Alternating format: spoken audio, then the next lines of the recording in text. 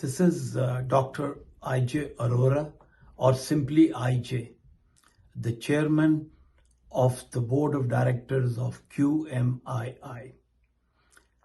QMII has been in business of process-based management systems for almost 40 plus years. And it is with this expertise that I'm trying to simplify ISO 9001 so that all of the users can use it and use it beneficially. In the previous videos, we discussed the context of the organization. Please remember, the context is the foundation on which top management makes decisions, so they need to be always involved. I also discussed context is the basis to achieve objectives and therefore your plan for continual improvement. Please remember, context appreciation is not once and done. It is periodic. It must be done regularly based on monitoring, and with that monitoring updated regularly. That should be the norm. Today in this video, I'm going to discuss clause 4.3, determining the scope of the quality management system. This clause is critical. It's a critical step because it defines the fence around your business.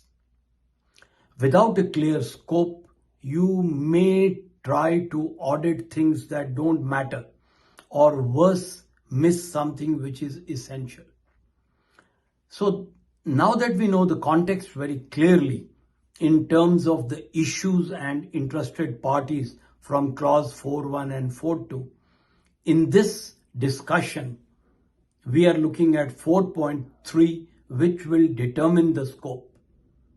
Think of it as drawing a line around your business to say everything inside this line is where our ISO 9001 is applicable. Everything outside this fence we can leave out for now. What must the scope include then? When writing your scope, you can't just pick and choose at random. You must consider three things we have already covered. A repetition, your internal and external issues as per clause 4.1. The requirements, expectations of interested parties as per 4.2. And finally, your actual products and services. What do you do?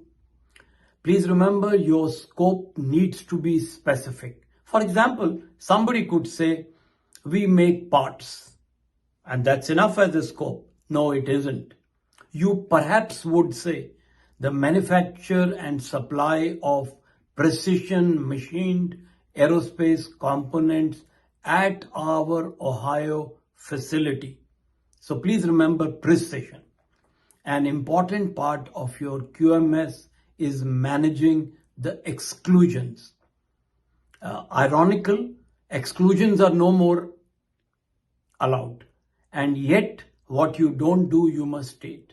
So, it is one of the most important parts of clause 4.3, where you justify if a part of the 9001 standard doesn't apply to you. You must state why. For example, a very common example I would say is design.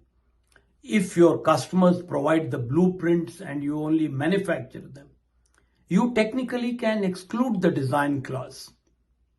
However, the exclusion has been removed only to be mentioned in the scope because you can only exclude if it doesn't affect your ability to ensure quality of customer satisfaction.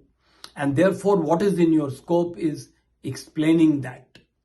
So please remember, unlike some parts of the standard, your scope must be maintained as documented information.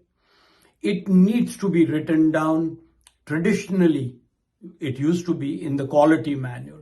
Though this is not mandatory now, strictly, But still, it's a good idea to have a manual and put it there or wherever, but it must be available as a documented information. It also needs to be available on your website, maybe on in your lobby, wherever, so that anybody involved, an interested party, can see what your QMS covers. It builds trust and sets clear expectations for your auditors, for your stakeholders on the scope. I would like to emphasize that scope statement often appears in your actual ISO 9001 certification if you are getting your system certified by a certifying body. Therefore, it needs to be professional and accurate. In conclusion, and as a lead up to my follow-up videos, I will say a clear scope keeps your quality management system focused and manageable. Once the boundaries are set, now we want to gear up on the next step, which is the last clause grouped under clauses under 4, which will be the quality management system and its process.